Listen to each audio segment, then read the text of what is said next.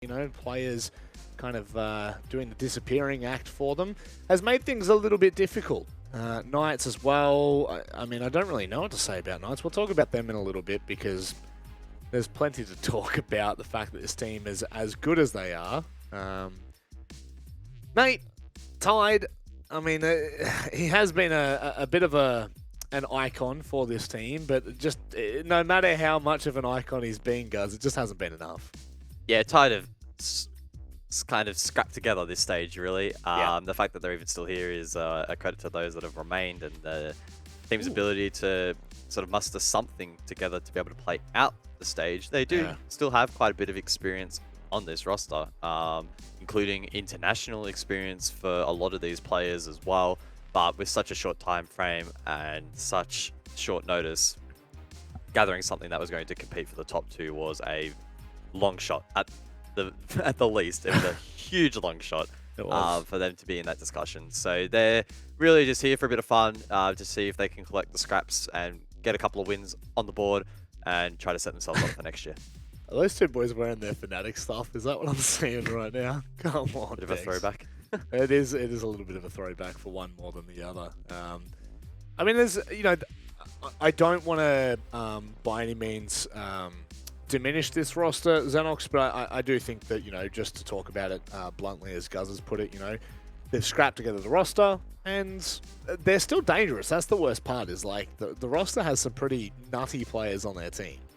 Yeah, for sure. And look, obviously I don't want to be all singing the same tune essentially and trying to just, you know, bag out TYDE. There was actually a moment, if we go back to Playday 2, where I think it was 4-4 against Elevate. And in that moment, at that particular point in time, that was kind of, it felt a little season defining for the team. Yeah. Obviously, as we know, Elevate went on and won the next 3 rounds after that and won the game. But then TYDE have their, you know, week off in Playday 3. So we haven't really seen them since that particular performance. Obviously, they haven't won anything yet. They lost to Wildcard in Playday 1, but we've seen teams before in this region lose to Wildcard in Playday 1.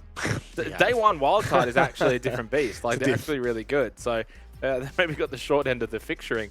You know, so I don't want to give up on this TYDE roster yet. I think Knights obviously are being in a somewhat similar predicament where obviously they're having a rough stage themselves. Yeah. And if TYDE go and win this, who's to say they can't go and, you know, give some trouble to the other 3 teams, Direwolves, you know, GG and Fury.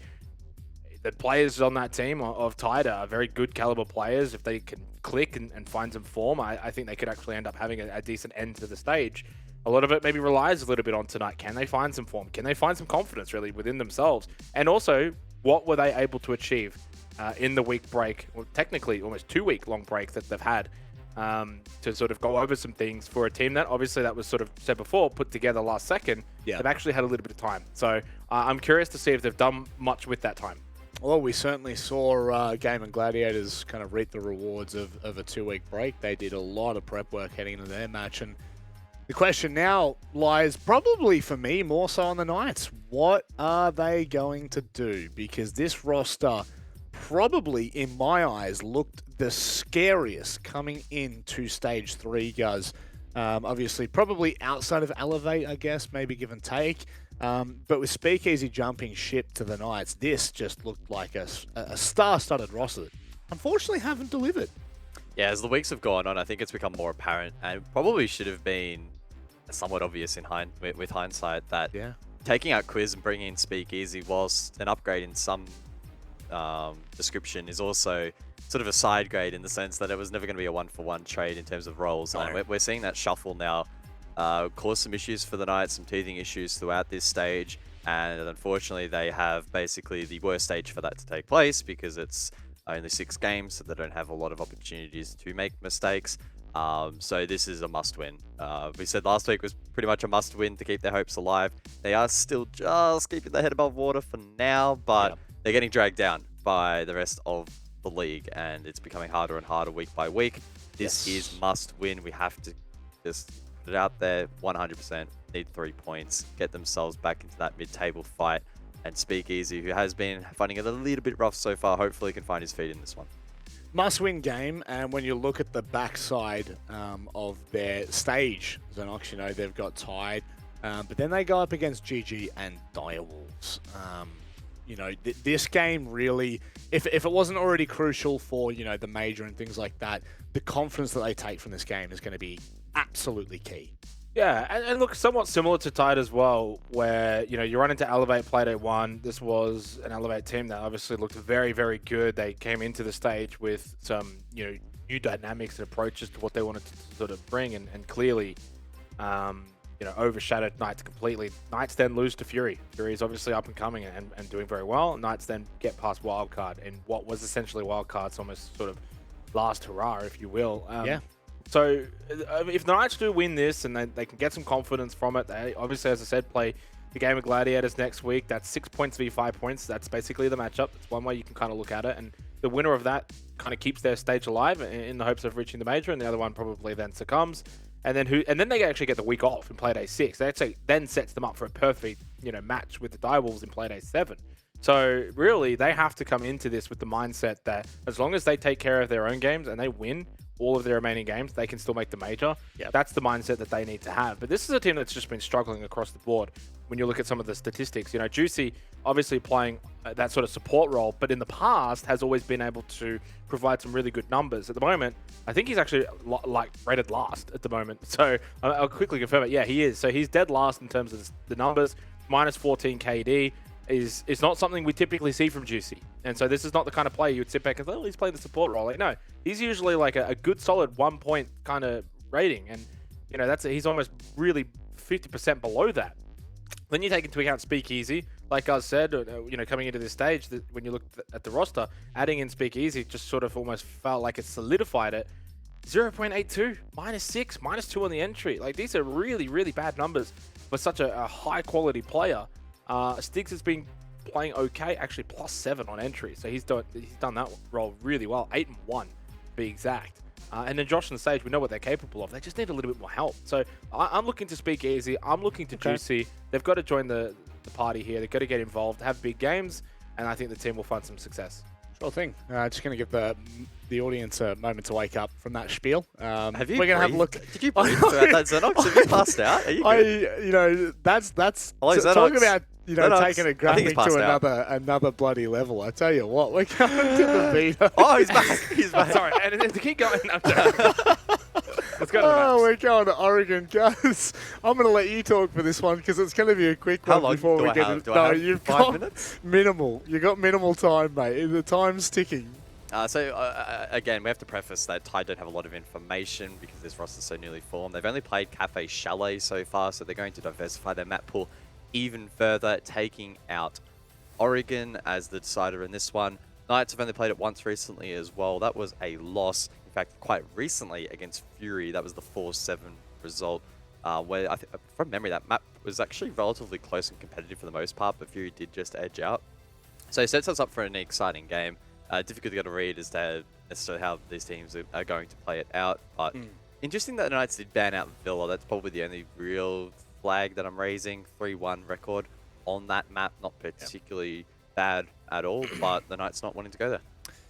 I guess everyone's got their reasons. I'll give you one final opportunity. He's exhausted. He's, Look at him. He's absolutely stuffed. He's just woken back up. Xenox, I'll give you one final chance here, mate. Quick predictions, we're ready.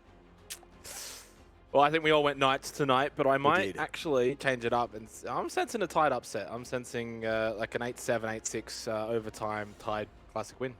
Well, I guess we'll only have to wait and see whether that is possible. We're going to go to Dev and Manny to run you through all of the action. Thanks, guys. Thank you, Xenox, for letting us start the game. Honestly, this is the bottom of the table. This is the two bottom teams in the league going at it. It's pretty hard to predict. I'm not sure. I'm still sitting on the fence. Mandy, do you have an inkling whether it's going to be Knights or TYDE? I am on Team Knights, and the only reason why is because I feel like as a roster they're a little bit more put together at the moment than TYDE, whereas TYDE still feel like they're stepping into their shoes, just trying to find their flow as a roster of 5. So I'm looking towards the experience of the Knights to be able to take out this series. Well, for those of you in the chat watching out, for TYDE, looking for your favorite team, former IG, to make a bit of a resurgence, there is still something to grab onto. We're going to Oregon here. We haven't seen them play it as of yet. Knights, they did play it just a couple of play days ago, and they lost it 7-4 to Fury. So it's all coming down to this for both of these teams. You lose this game, your chances of going to that major are next to 0. And just to harp on that a little bit, that's major heartbreak for the Knights. This time last year, they were making a major. And now, come the same time, it's almost a gone dream for them if they don't take out this series in regulation. Now, I believe there are some permutations to that, as depending on the last few results that come out from this Playday. And I think that they really need to take this one out in regulation to stay in contention of it. Now that ban phase has just very, very quickly flown through us, though, Dev. It has indeed. I'll just add one last tidbit for Knights. Funny thing, if they do make it to the major, their chances of making it to 6 Invitational on points are also pretty high. They'll go up to 67%, whereas if they don't make the major, their chance of making SI on points is below 1%. So there's a lot riding on this, not just the potential for one international appearance for Knights, they debuted a major, but perhaps their first ever World Championship opportunity as well. Ban phase just slipping past us is the Ying and Nook being taken out on the attacking side. I don't mind this Nook ban, to be honest. Nook seems to be a massive thorn in the side on some of these defensives. We've seen it pretty evidently today in the last 2 series, and not having it in this one is going to make that roam game feel a little bit less scary for the defenders. That being said, there's no mirror and there's no KE as well. And so holding on to those basement positions, especially the one that the bomb site they've just elected for, will be made a little bit harder. And we can see that they're looking for this kind of extended roam. Not sure if those hatches are going to stay open or closed. I like the Ying ban too from Knights. We've seen quite a few teams in APAC South make really good use of it. Just earlier today, I believe it was Direwolves used it quite a bit in our first match of the day. Look at that, very late reinforcements on the hatches, as you mentioned. They are being reinforced just 15 seconds into the action phase. What I'm really looking at for the defense here in the late round, it's going to be things like the Goyo and these shields that the Alibi and the Smoke have brought. But keep that in the back of your mind. For now, though, Hysteric's on a bit of a roam, so that's the first thing that Knights are going to have to clear. And where is this Knight's take coming from? Are they going to look for total map control or just run it through on this ground floor? And it looks like total map control is what they are going for. An entry through the big tower as well as the master bedroom. Putting use to that sledge if he's not taken down early by a C4 and Tex to open up the series. Yeah, that's a big one. And it is Speakeasy taken down by one of the players who replaced him. Taken down by his former team. This is a bit of a revenge match for Speakeasy. TYDE really fell apart when Speakeasy left the team. They made 2 roster changes, with Jigsaw also leaving. But Speakeasy's a far cry from the APAC South MVP that he once was. So TYDE decided that they're pretty happy with that one pick they've got and decided to fall back straight into the bomb site. Knights, they've just gone and double-checked the ground floor, made sure no one's there anymore, and Juicy can start to get to work on these hatches with those ex-Kairos. Starting to plan their next line of attack. Now, the trades will not go in their favor if they want to go for an execute now, and they have to see if they can isolate some gunfights here to put that into the bomb site. Especially with losing those 2 nades on the sledge of Speakeasy. You've got not many explosives to clear a lot of these power positions. I'm particularly thinking about those shields that the Smoke and the Alibi brought, and those Vulcan canisters from Goyo, which are going to be so powerful in the late round. They still do have another set of nades on the side of Steaks, though, which is going to indicate where this push is coming from. And those nades are going down the freezer stairs now. Would indicate also the hatch being on Juicy on the hatch with the diffuser, that they are going to look for this front take, use those nades to clear out this tucked-in position behind the freezer, and make their entry into the bomb site. Good info there from the Giannis clone. 40 seconds left. Time sticking away. Sticks, you don't have Gone 6 anymore, mate. They took that off Yana. I'm sorry. You don't have any more explosives to work with aside from your nades. And he does start prepping one of those. Tempted for a moment, perhaps waiting for the timing. The flashes go out. This nade's going to have to land, but Hysterix has pulled back. And right into the backside, Josh makes an entryway before being taken down. He gets an injure, but the rest of Knights step up and spring into action. But that diffuser is not able to go down while Juicy's stuck in the freezer. They all burn. And TYDE, quite an explosive end to the first round of this match. It felt like Juicy with that diffuser just did not have an into that late round, Dev. If you're going to go for that front take, the only way that diffuser can get in, if you want to send it through freezer, is going to be through the doorway. Otherwise, you've got to breach the wall, and there was just simply not enough time for Juicy to do that in that late round. It felt like if he had taken the diffuser perhaps to the front to the laundry push with his teammate, the Flores, maybe he could have made an in onto the bomb site, but being stuck there, choked out by that smoke canister and eventually swung on from that Jaeger player, meant that Knights couldn't close out the late round. Good start for TYDE. And it really did kick off with that C4 from Tex. Not sure what info he had, perhaps it was just an audio cue. He was just playing Warden. Like, it's not like they had any cameras or anything. There's a C4 on the roof of lobby, taking down a player running through Master. Maybe it was just timing, honestly. Perhaps TYDE did a lot of extensive VOD review of Knights' Oregon game against Fury and started to see some of the paths that these players take. Regardless, we might see another C4 kill this round with Hysterics playing that pulse. What we've got here is TYDE. They're playing this open closet hold inside of Master, aided by another hold going inside of Trophy. This has become pretty popular nowadays, Dev. Lots of people like to play this hold open, directly contest the entry into Master, and not give the attackers that free real estate. It's very much aided by the Azami as well, because they can use those keeper barriers to block off lines of sight temporarily, so they can fall back much more easily. And that's exactly what Mentalist is doing here inside of Trophy. Yeah, such a difficult, aggressive hold to take down. There's a lot of util to clear out, a lot of positions to just be really vigilant about. That said, for Knights, they do have that Nomad, so once they start flushing players out of, say, the closet and of Trophy, they might be able to lock them in there. Oh, but look at this, Dev. They spotted out Hysterics down in the basement. They're actually going to dedicate their utility and their resources to dealing with it. Sticks now off the back of some intel. Will land some shots onto Hysterics. He goes down inside of Freezer, and that's already one player down for the side of TYDE. I was a bit worried there for a second. It looked a bit sketchy as he crossed. He almost managed to get through the hallway, but an over-aggressive Tex taken out in Kitchen. Knights looking very good now. Got the 5v3. Make that a 5v2. Stigs, a beautiful vertical nade. Nate's gone down. It's up to Mentalist and Shibe, and they've got to step up.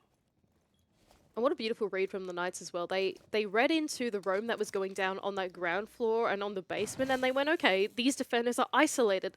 Let's deal with them together. We know that they can't be there for the refrags. They're playing very far apart from each other. Now Mentalist starting to get aggressive on this Master balcony, but Juicy's there for the repel kill, now leaving Shibe in a 1-on-5. Attackers have located a bomb. Well, nice positioning, but it is a flawless round nonetheless. Good attempt there from TYDE. You got to respect the goal to go for that aggressive play when you're down in a 2v5, but Knights just played it to perfection. Really liking the way that Knights were able to approach that. When you go for an ambitious hold like that, exactly what TYDE were going for. Not only were they holding onto that top floor quite aggressively with those rotations, they were also holding onto the ground floor and the basement. And that is the perfect time to call for a roam clear. If you are the IGL on the side of the Knights, right, you know that the TYDE roamers are going to be too far away from each other to play the refrags. And that's exactly where you can send in your entries knowing that pinch will come through uncontested. Interesting to me that TYDE aren't going back to that site. Aggressive hold on, no. They could have changed their tack, changed their strategy on that Dorm's defense, but instead they're actually completely abandoning it and going for meeting. I actually quite like meeting. I think it's a really good site. Problem is these days, we've seen it already from Knights. You know, this meta this year with the attacker repick, you always have the right hard breach for the job. You always have the right operators for the job. So for example here, Juicy knows he's got Thermite. You know, he doesn't have to worry about the fact that maybe he's only got the Hibana or he has the wrong hard breach for the job. You see Knights have made 3 changes. I mean, realistically, I think Juicy stayed the same. But, you know, they've got the Buck in, for example, instead of that Hibana. So a lot of new operators, they're making sure they've got all the tools they want for this meeting attack. And to double down on that point about having the tools that they need, Sage has even got the hard breach charge on the side of the Buck, and so if they need to make a line of sight going into Attic, say they look for a minimalist take into Big Tower, for example, they've got those tools that they need, and that's exactly the strength of attacker repick. Like you said, you always have exactly the tools you need as long as you pre-plan your idea and what you're going for. We can see that in the side of Josh now in the server. He's already setting up that flank watch, those air jabs in the basement to prevent any TYDE players from flanking through and preventing this big tower push. Ooh, this is something you don't see every day. A T3 Azami hold. He's got one ADS to protect him, does Hysterics. But that may be destroyed if a nade goes in front of the keeper barrier. Barrier placed. We're covered. interesting position he's going to play. Dancing with Death. He has been droned. There's also a player on the rooftops outside. Can cut off some angles on his position. Knights are dedicated to clearing this. There are a lot of Knights players here, Dev. A nade to follow through from Stigs, one another being cooked in his hands right now. Goes to the back of the tower, but that's not where Asterix is. And look how strong these Kiva barriers are in protecting his spot here in Big Tower. Tex has even joined him on tier 2 to help hold on to this position and stall out the Knights for even longer. I can't believe this has already been as successful as it has. If he dies right now, that's still a win for Tide. He's wasted so much time. He's already wasted 2 nades from Sticks. Here come the flashes, but he can hide straight behind the Keeper barrier and bait Sheba into getting a kill. He gets a double. Hysterics in tier 3. He makes the tower his own. Knights fall to pieces. And, well, what a way to play the game for Tide. Speakeasy and Juicy now, and Juicy just repels straight into his death. It's a full house for Shibe and Hysterics, and an easy round for Tide. Knights really played straight into the hands of Tide in that particular round. Don't you think so, Dev? They were holding right onto Big Tower. There was the Kiva barriers there, the ADSs, Tex was there as well as Hysterics, and Knights, they went for a Big Tower take. They didn't go for that total map control, they didn't look for top floor control or anything like that, and they directly played into that plethora of utility that Tide had, and they played that to such perfection. Hysterics, he knew he was about to be in a world of pain and went, alright, I'm just going to patch up these holes real quick, do a little patching job, wait for the Knights to take their time, and as a result, they just didn't have the nades that connected onto that player holding onto T3. Yeah, well, I mean, it's moments like that that make you scared, make you wonder whether a round like that reveals some deep-seated issues with the team. Knights funneling in, being duped by that hold, falling apart, getting debated. It's not a good sign, is it? For Tide to now be able to go back to basement with a 2-1, even if they weren't able to win dorms, right? They still got the 2-1 on the half of the half, if you will, before they can go back to basement. That's a win. It's not looking too bad here for Tide, looking to go back to this basement like you said.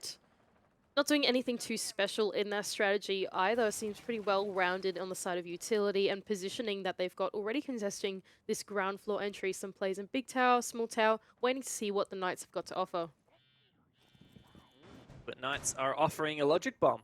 The Dockerby calls out, expediting the roam clear somewhat. Still a roamer all the way out on the west side of the map, though. I believe that was that Mentalist. Going for a big roam.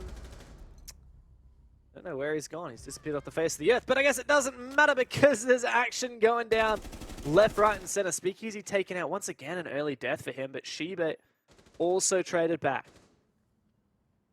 Hysterics as well, still being pretty pesky in the side of small tower. Stiggs has got us cut off. He's inside of kitchen, holding on to this security fall-off, anticipating that he'll come through the Zulu hallway any second now. But if Hysterics goes undetected, if Tex inside of garage goes undetected, it could spell disaster for this Knights mid-round. Oh, this is so late to be looking to clear, looking to drone up. Hysterics can just hide now inside of showers. This is a bit scary here for Knights, even with that logic bomb. Oh, Stiggs gets a wall bang, I believe. Pretty fortunate for Knights that they were able to clear out that roamer so quickly. Hysterics could have wasted a lot more time, but now 4v3 Knights have the advantage. But just look at the utility on site. Still 2 shields, still all the Vulcan canisters from Goyo. A lot still to be cleared. Not just the utility, but Nate is starting to feel the pressure of being at the man disadvantage and has realized that he needs to play a little bit more aggressive, look for an extra pick onto the Knights. And he's playing at the bottom of the freezer stairs, sapper spot as we like to call it these days. Even though the hatch has been open, it can't see that deep into Nate's power position just yet, and he knows he can hold on if the Knights are going to run out of drones and run out of time. Important not to get ahead of themselves for Knights. Formulate a plan, stick to it. They've got options now. The meeting hatch is open. The freezer hatch is open. There's an avenue on the front side, and I believe Sage has managed to clear some of those Vulcan canisters with his Twitch drone. But where is the push going to come from? Just look at this though from TYDE. They don't seem to have one idea of where this push is coming from. The Knights players are rummaging around this ground floor. It's only 20 seconds, and it seems like the back take is going to be the way to go. But TYDE, they're not even looking that way. Huge nade though, takes Mentalist low and destroys his shield. It's a split push and Juicy entering in, dropping down the hatch. He can take down the ward and looking for another now. It's all on Nate in the 1v4, but they don't seem to know where he is. Surely he's not able to deny this plant. Surely not.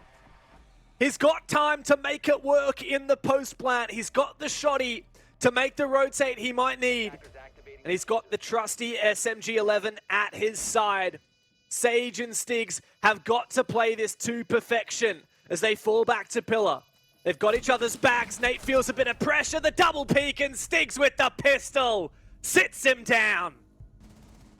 Ooh, thank goodness for the Knights there. It looked a bit dicey and hairy as it came to that late round. It didn't look like the Knights knew exactly what they wanted to go for. They started off on that front side in the late round. They went over to Laundry. They thought they were going to drop the hatch there.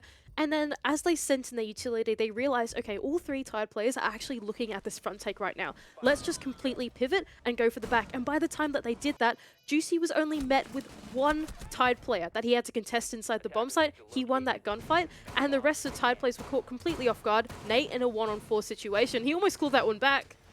But Knights with that final late round, last minute call to win them out that round. Yeah, a big play from Juicy was the guy who dropped that meeting hatch, sent it into sight, and found that crucial kill onto Warden. Big play from Knights, and a pretty big statement as well to say, look, we can win this basement attack. Even when TYDE have, to be fair, a really good roam. Knights have a response. And this is proving, Mandy, to actually be the TYDE game that we were promised. Quite a good back and forth. I think TYDE are throwing some curveballs at Knights, and sometimes they're catching them, deflecting them, but sometimes the ball gets past them. And that's okay. That's what you expect coming up against TYDE. But Knights, over the course of this match, have to continue to adapt to that play style because they know that they can counter it. Like you said, Knights, they make some really excellent calls when it comes to this roam clear. They're coordinated.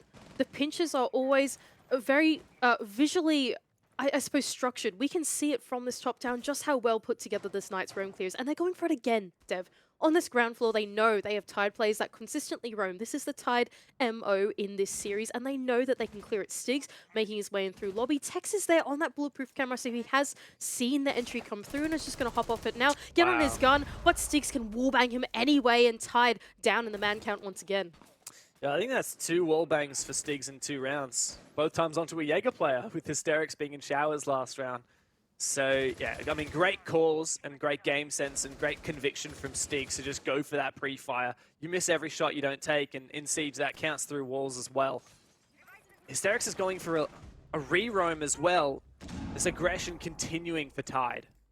Oh no, dangerous for Hysterics, and Josh is able to find the 90-degree flick to be able to kill him down. And now again, TYDE man disadvantage, starting to get aggressive as Nate down the bottom of White's stairs, anticipating that Josh will come around anytime soon. That drone has been sent out, he's seen him there now, and it forces Nate back into the site. What are Knights going to do next? Slow it down a little bit, knowing they have that numbers advantage.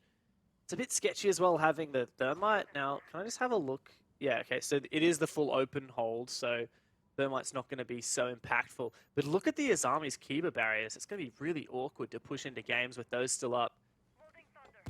The Kiba barriers are there, but so is the nade to follow through for Sage. That was a bit dicey, leaving it Mentalist at the tiny sort of HP, but actually, these Kiba barriers are still standing, Dev. They're not down just yet, and Juicy's they're like, hang on just a moment. This site doesn't look like how it normally does. Yeah, no, this is a very different site. Azami has done some renos. But that said, Mentalist is the last one left, and he's low HP. He gives a little love tap to Stigs, who returns the favor straight on back. Look at this. The Deagle shot and then the spray on down. Knights are continuing their reign, and they take the lead here on Oregon. Knights are just doing such a great job through this early round and punishing the way that TYDE are looking for this total map control. They've realized TYDE always roam, but they roam very isolated. In that position on the ground floor there was no way that Tex and his teammate could have been able to, I think it was Tex and Hysterics, could have been able to refrag each other on the ground floor. All they were looking for was to delay the entry and deny that entry for as long as they could. And as a result, it means they're playing so far apart from each other. Knights know this, and as a result, they always send in 1 or 2 entries to try and clear it out. They always play off the back together. They always go for pinches. And every single early round has always been in their favor since they figured out that formula. Well, where do we sit at the end of the half, I wonder? Is it going to be 4-2 for Knights? Or is Tide going to be able to even up the score? Back downstairs. So far, this is a 1-for-1 record. Tide won the basement the first time they defended it. And then Knights won it just 2 rounds ago. Which way are we leaning? To me, it feels like that the game started. Tide had a slight advantage, particularly because they started on the defense. They set the pace. But Knights started to read into how Tide are playing. Now the onus is on Tide to do the same, to retaliate, to read into that Knights play style and bring something fresh. Tide looking like they're looking for this extended roam once again, but with a bit more resources. They've got 3 players up here on this ground floor rather than just 2, looking to play a little bit more closely with each other. Shibe, he's inside of Kitchen. It's pretty close to where Hysterics is inside of Azulu as well. They're in a more favorable position to refrag each other and play off these entries when they come through. Styx has made his way through Garage, ready to call off the Zulu rotation if it comes through. But where are the rest of the Knights players? I just want to spectate Stig so we can see him wallbang someone again. 3 for 3, do we reckon? I bet my money on it. Is there a play inside of meeting? Maybe not, Dev. Not just yet. Ah, unlucky. Shibe, though, in Kitchen. Now going through Green Hallway. Believe he might have been spotted by Juicy's drone. That's pretty much the extent of this roam. Shibe now in T1. Hysterics on the freezer stairs, not playing too aggressive. You can see quite a timid hold from Tide, but there you go. Quick double kill. Mentalist and Shibe both playing on T1. Exposed and exploded upon. Now Hysterics knows he needs to make a play, but he's just missed the timing on Stigs moving down the main stairs. Oh, but he's going to be able to get the better of, I believe, that Sage down. And in fact, the diffuser along with it. He might not realize there's another player waiting for him. Stigs does land the shot that's needed. And it's a 4v1 for poor Nate. The poor support smoke player holding on, and the pre-fire from Speakeasy is far too good. Bit of revenge against his former teammate, and a 4-2 end to the half for Knights. And once again, just to double down on that point, in the early round, the Knights have been so good at it. Their formula, it's cautious in this early round, but it's calculated. And every single time they've managed to net themselves a kill. Tide haven't given them the respect that they need. They haven't been falling off early enough to prevent themselves from dying to these Knights entries. They're just so good. And Speakeasy, he's a player that we haven't had a chat about yet in this server, Dev. He's been pretty quiet, but in that last round was so impactful on those entries and through into the bomb site. I feel like Knights have really set this tone now, Mandy. 4 rounds on the attack. I mean, Tide, I give them a bit more credence on the defense usually.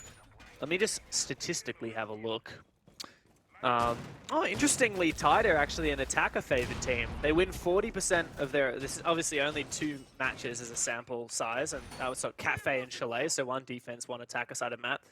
But on both maps, Tide had a 40% attacker win rate and a 33% defense win rate. So obviously pretty poor win rates on both. But they lost those games, so you can't blame them. But statistically, a bit better on their attack. So while I was going to make the point that I think Tide would probably be more comfortable on their defense, perhaps the stats tell a different story. And now that Tide are on the attack, they'll have something a little bit more to say. The Knights are going to start us out on this top floor bomb site. Speakeasy. Can you really do this to Tide? This is naughty. This is bad. Oh no, Tex, he's going to run straight into it as well. He's going through the small tower. Is that a drone inside the small tower? Sticks even shot it out for him. Dev. I think he missed the drone. I don't think Stiggs managed to shoot the drone. Yeah, Hysterics' drone managed to go up the stairs. Is it going to spot him? Oh no! I might have seen him. I think it did. No. I think it saw him. Yeah, it did, and Tex ready the nade. Well played. I mean, honestly, that's really good drone work from Hysterics to bait that out. That could have been a disaster. But I'm glad it wasn't. That would have been very, very embarrassing for Tide. Thank goodness Hysterics was able to come in with that drone. Speakeasy's probably thinking, ah, damn, couldn't get that one off against my old friends. But nevertheless, now Tide in the man advantage on their attacking round. That said, for how much longer, I wonder? Shibe's done some damage here from Armory Window. Sage is feeling the heat. Looking to peek it as well. But that Docuby call is surely going to push him off with the sound call to tell Tide exactly where he is. It's feeling quite a bit of pressure right now. That said, a bit of damage onto 2 of the Tide players might make this doable. Tide are being very, very cautious about this take depth. They're going through small tower. They know they've got that control, but the diffuser is still outside that master balcony. They don't want to send it into the building just yet. Now, Sage is able to claw one back into Shibe as well. They're giving the Knights a lot of wiggle room here, Dev. They really are. And Sage still holding on to his armory control. That diffuser still not consolidated where the rest of the troops are. I'm starting to feel a little bit worried for Tide in their decision-making right now. Especially because there's not really a lot of support here on the Master side for Tide. You've got Sage on the Azami, probably the best possible operator for holding that position. Can continue to restructure the setup. Oh, surely there's going to be a call here. Stig's taken down below, hunted down before he could detonate that C4. 4v2.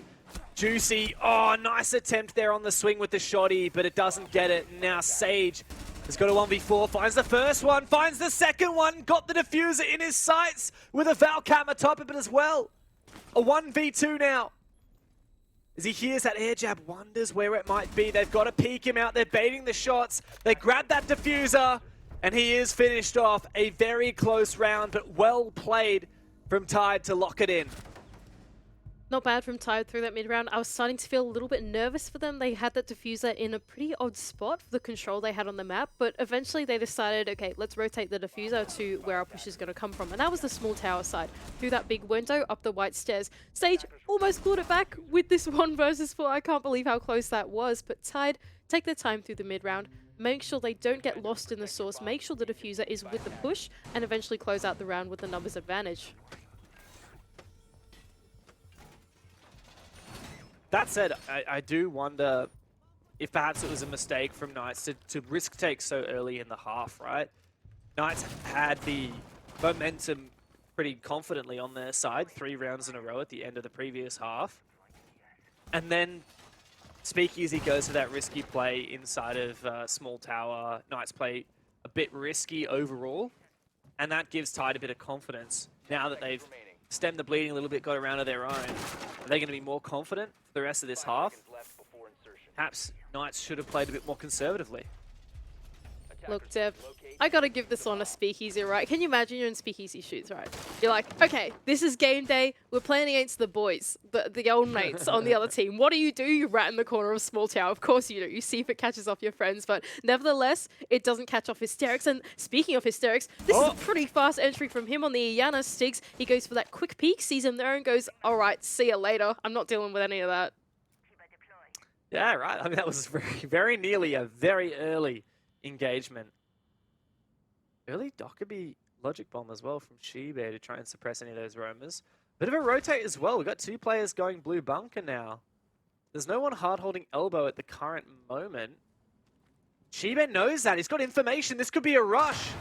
They go for the Gon 6 and straight on inside, but the problem is Mentalist had the diffuser. Now it's a 3v4, and that kit is cold on the ground. Nate has got to do some serious work from this elbow control. Hysterics to be the hammer to his anvil. In from Freezer. There's only 1 minute into the round, and already look at the pure chaos that has erupted. Oh no, Sage, you better land that shot. Thank goodness he did. But now a 1v2 for Tex, and he's got all the time in the world to play with. Making his way through elbow now, sneaky beaky like. Knows the diffuser is cold inside of blue, and there's a player just around the corner. If he can get the pre-fire, he could turn this into a one-on-one, and he certainly does. Speaky's now the last man alive. He connects the shots. Tex goes down, and Knights, woof, thank goodness they clawed that one back. My God, what a round.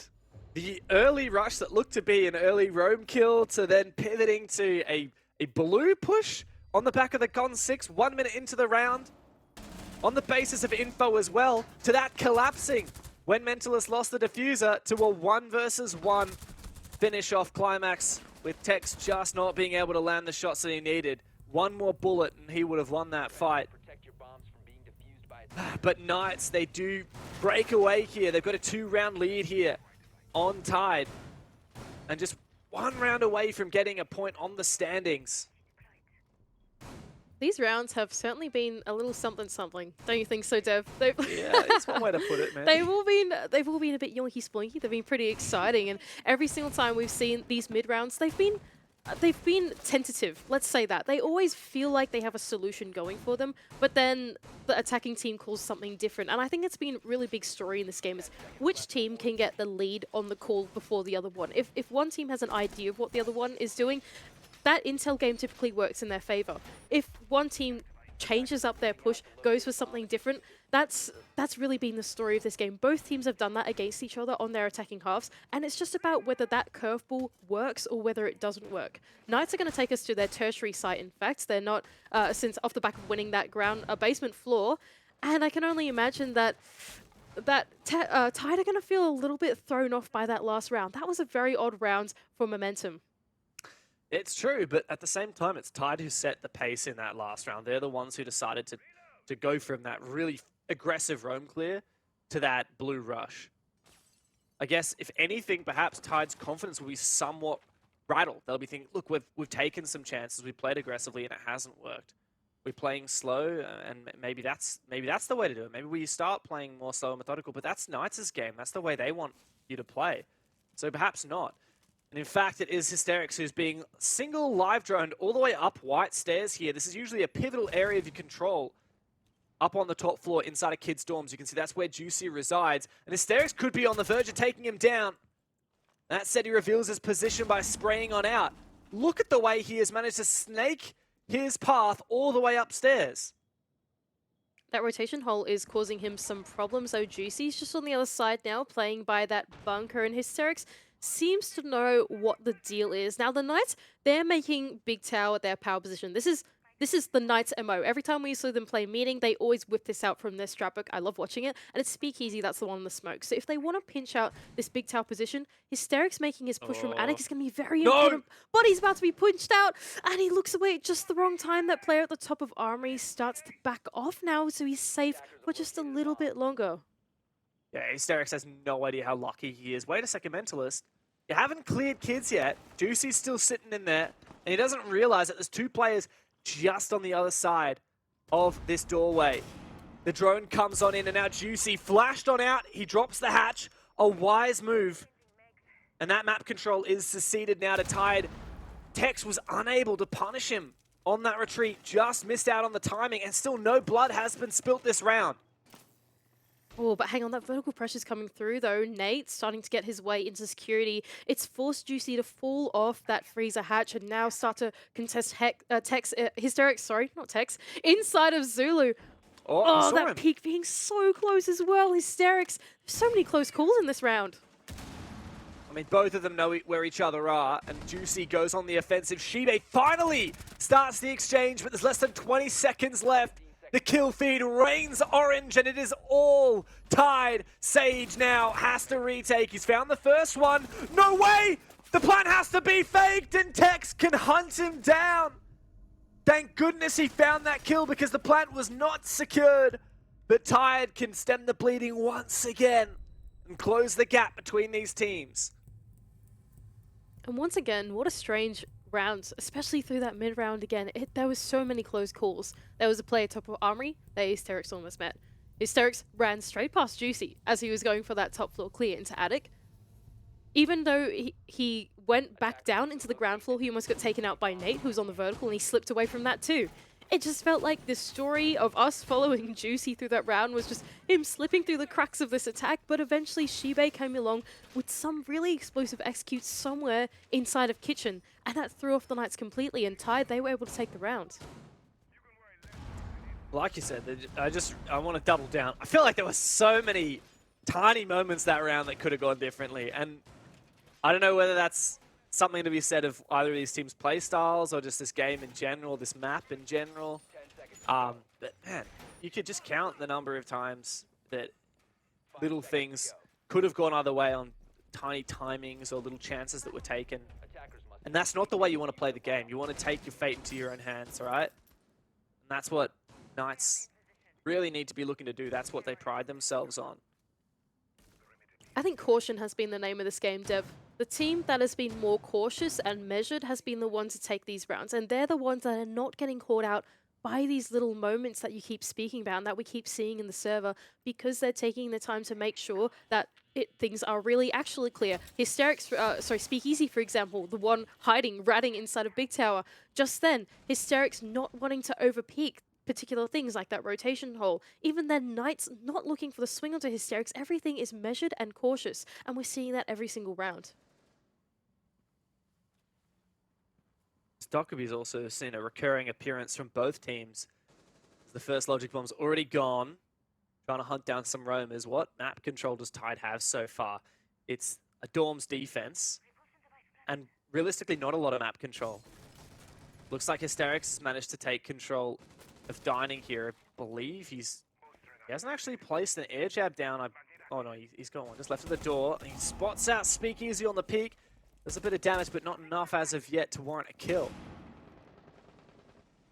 The thing is, Dev, for the push that TYDE are going for right now, they don't necessarily need control of Kitchen. They just need to make sure that there are no players coming out of Kitchen to stop the plays inside of Big Tower. And that's what they need with Hysterics here on this air jab. He doesn't actually need to make this entry. We can see now TYDE, they're pretty happy with the control that they've got in this small tower, and then working their way through the ground floor instead. We've got Shibe starting to cut off a meeting. We've got Stigs, though, about to contest him. Shibe could be in a little bit of a pinch if he doesn't realize, and he's even turned his back to the player inside of meeting. I mean, you got two players right around the corner from Shibe, and I mean, he is taken out. Very elusive are these roamers from Knights, and the roam hunter, the Dockerby, was the one who was meant to be called upon to take them down. In fact, he's the one to lose his life early. Where is the direction from TYDE? The direction is something that I'm wondering too, because once again, we've got this diffuser on the master balcony. It doesn't look like they can make their way into master because all that control they've got is on this west side of the map. Now, Nate has just made that entry into kitchen to look for more roamers on the ground floor, see what he can find. And with that Amaru, he could even make his way up the hatch or up attic hatch if he wanted to. That diffuser as well has just gone over to the small tower side, the bottom of white stairs, all that double window, and it would indicate TYDE, they're looking for this full west side take. I mean, time is ticking away. Look at it. 22 seconds left. Stig's down below. He's got a nice placement here. He can take out that air jab and flank up the white stairs now. Surely he gets the better of Hysterics. He does. And there's just nothing that TYDE can do about it. Mentalist quickly finished off, and Knights assure themselves at least 1 point on the standings at the end of this Playday. They find themselves on map point here. And that one felt like a rough one for TYDE. That time, that clear through the ground floor didn't work out in their favor. Last time they were able to clear out some of these Knights plays in the ground floor. That time it was made a lot more harder. They had the air jab going down, but that roam that came out from Shibe, their lurk that came out from Shibe, didn't work out in their favor. And the Knights players doubled down to clear him out. By the time they'd rotated the diffuser from that master bedroom to the small tower, it just felt like that decision-making came through way too late. Knights were 2 or 3 steps ahead by then, anticipating that small tower push to come through, and they're able to take them out in the late round. This flurried, chaotic push from TYDE doesn't work out. Yeah, it really, like, we've said it before, but it really feels like whichever of these teams leaves something even slightly to chance, those risks haven't been fruitful at all. You know, every moment that you could think of, like Speakeasy going for that rat play in small tower early on, you know, Shibe not covering his back and looking for a bit of a lurk, it just hasn't worked effectively for either team. You know what has worked? Sage's new role, I guess. I mean, in terms of fragging out, I believe, you know, I know you want to talk about this a bit more, but when we talked to Knights just before Stage 3 kicked off, they said Sage is taking a bit more of a back seat. He's not on the front, and he's not the tip of the spear anymore for this team. He's taking a more vocal role. It's not stopping him from having a 2-point whatever KD on the Warden. Sage is in this super unique position where he's given away that entry role to Speakeasy. He's given it away to the likes of Stigs or that type of thing as well. And hang on a sec, Deb. I'm just going to pause a little bit because I think we may have a rush incoming from the side of TYDE. Gone 6 to ring out. Nate's on the Amaru, and he's walked just straight into the building. I don't think we've got time to talk about Knights just yet. But But this isn't even the site. Like, yeah, it's a rush, but what do you mean? It's a rush on one guy playing inside of Attic. This is so strange to me. I mean, is it really worth investing in the Gone 6? I guess it does if he ends up finding Josh at the end of the day. On top of it, Hysterics, of course, as we saw on camera, took down Speakeasy in meeting. So, look, I won't knock it if it works, because right now it is working. And TYDE looking pretty good for this round, for getting just within reach of overtime. Pretty explosive entry into the map, does net TYDE 2 kills, and now it's about converting this into this late round, figuring out what they want to do next. They've been gifted open this meeting hatch, so if they want to go for that back take, that will be made a little bit easier for them. Not only that, but the freezer hatch is also soft. They're also in the player advantage. If they want to make a front take work and play the refakes, they can do that too. But it's about that decision-making from TYDE. Mid-round decision-making is not something that we've seen from them yet, and they have to prove themselves. All right, I wager we got at least 30 seconds before TYDE executes. You want to finish talking about Sage, Mandy? Do I really want to finish talking about Sage? I don't know. We can save it for later if you want. I think we got to save this one for later. In this round, Sage, he's playing inside of Laundry. He's got the shield. TYDE, are they going to deal with it, or are they going to go for a back take? Because the longer that they wait, the more time that they give for Knights to get steps and steps and steps ahead of them and start to claw back that real estate. And that could be dangerous. Well, you know what? Great point. Sage is in a pivotal position. He has been droned and yarned out several times, and I don't see many explosives available. That said, Nate, I don't know where that was on the back of a drop down the hatch. Perhaps he finds one pick. Stiggs has got to land this shot. What is going on? It's a flawless round, but it looked anything but pretty. TYDE do get just within one more round of overtime. That was good from TYDE. They realized in that mid-round, okay, we've got the player's advantage here. Let's just pick one entry point for each of us and play those refags. They didn't go for one particular push. They didn't telegraph what push they were going for. I think that was the big difference in that round from some of the previous TYDE attacks we've got. The previous ones we saw Knights, they were able to get a step ahead in the intel of TYDE because they knew exactly what TYDE were going for. That time, TYDE said, let's just send one player down each stairwell, send a player down the hatch, play the trades, so that the Knights players aren't ready for us that time. And that really worked out in their favor off the back of the flashbangs, off the back of whatever chaos they had to throw in the face of the remaining anchors. Super underrated strat on Laundry is just push everywhere all at once when you got numbers advantage. There's too many places where people can attack from. Wow. Well, yeah, I'm even glad you didn't continue dissecting Sage, because there was no more time in the round. You know, there was a minute and a half when I threw that to you. There was. And then, yeah, TYDE just hit the go button. Look, Dev, I'll tell you what, I knew that TYDE needed to do something with that mid-round. They probably know it as well after their many failed attempts at these mid-rounds, and they absolutely sent it on exactly the right timing. Knights, though, they are still within match point winning territory here, so it's still danger for TYDE. They could walk away with 0 points from this if they don't repeat the form they had in that last round. Yeah, funny to me is that Knights seem to be doing the exact same thing. I mean, even down to the positioning, right? Like the two players that got picked early, Josh and Speakeasy, one in meeting, one in attic, are in the exact same positions they were last round. So what's going to go differently for Knights? How are they going to make sure that TYDE don't do the same thing? What they are doing differently is being more cautious about it. We can see Speakeasy, he's used 3 Heaver barriers to block off entry points for his position. He's got 1 here on this tower, he's got 2 inside of meeting split as well, anticipating that the TYDE entry is kind of scary and kind of fast. So let's just be a bit more careful about this, patch up the holes and waste more time. That said, seeing a little bit of sneaky beaky activity here from Hysterics. He's managed to actually sneak all the way deep into Freezer. He's not meant to get here. That's why there's feet holes just to the right of his crosshair. The E1D goes out. Oh, he is spotted. Does send out a shock drone to scout ahead after taking a tiny bit of damage through the wall. And the Knights making this executive decision to fall back to the site. They're not giving away their lives this time, and they've still got time on the clock. 1:30 left. Still a 5-on-5 situation, and they're happy to just get away with their lives. TYDE, they take their time through this mid-round. That's what we know about this team from this series, and Knights are fully capitalizing on that. Yeah, that said, TYDE are capitalizing on the fact that Knights have fallen back, right? You know, they've opened up this hatch, they've taken control of meeting. There's so much control now for TYDE, and Nate has continued to rummage through the bomb site and clear out all the utility possible using these Roteros. He gets a bit of info with that last one. It looks like a late reinforcement from Stigs as well on the single panel. Josh playing Harry Potter, a difficult position to flush out. What is the play here from TYDE? So it seems like Knights have anticipated that this backtake will come through. The bunker door has been opened. The Knights plays, they're changing the utility look. Sage has just moved his shield from the front to face the back, anticipating that's where the defuse is going to come from. There's only 40 seconds left, TYDE. You have to go now. Oh, but Tex gets a little bit too ahead of himself. Mentalist as well. Stig's doing some damage on electrical. And this is surely where it ends for TYDE. The Knights have had a phenomenal game and they are about to take their first 3-point win of Stage 3. No doubt ecstatic.